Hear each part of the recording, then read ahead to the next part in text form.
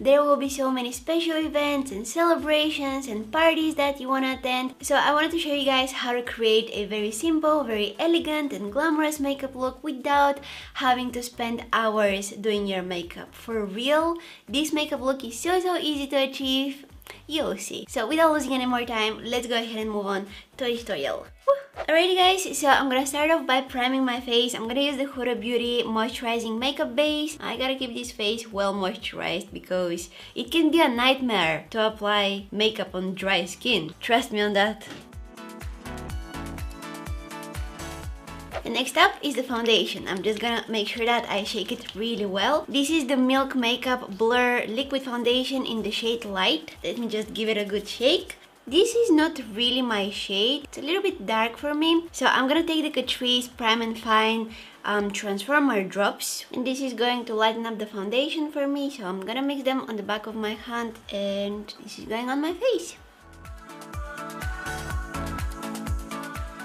I'm gonna blend it out really quickly. This foundation gives you really full coverage, so you definitely don't need a lot of it.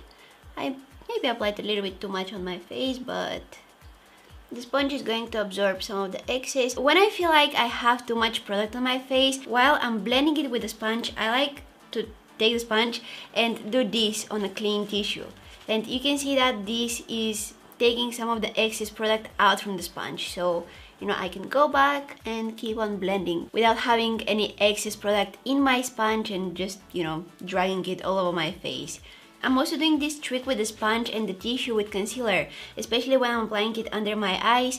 And sometimes, you know, I'm applying a little bit too much. I start blending it, I realize that, whew, that's too much product. I take my sponge, I kind of press it against the tissue. This is getting some of the product out of the sponge, and then I'm going with more clean sponge and I can go back to blending and have less product on my face, which makes me have less cakey face.